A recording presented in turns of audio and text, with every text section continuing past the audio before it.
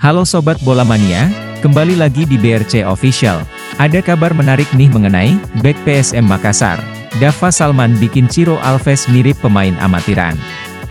Bek muda PSM Makassar, Dava Salman tampil ampik saat timnya menghadapi Persib Bandung pada pekan ke-21 BRI Liga 1 2023-24. Dava Salman berhasil menutup pergerakan striker Persib Bandung, Ciro Alves. Sepanjang pertandingan, Ciro Alves dibuat frustasi. Sampai-sampai ada satu momen Ciro Alves marah-marah ke Dava Salman.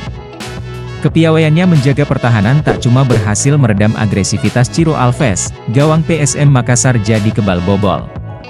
Pemain bernama lengkap Muhammad Dava Salman Zahran Sidik itu pantas mendapat Man of the Match. Bukan cuma Ciro Alves, visi permainan Mark Klok di lini tengah Persib Bandung juga terbaca oleh pemain asal Tasikmalaya ini. Lalu siapa Dava Salman sebenarnya?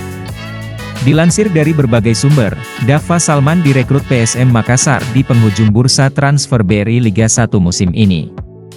Sebelum resmi bergabung dengan tim utama PSM Makassar, pemain kelahiran 2002 ini cukup lama mengikuti trial.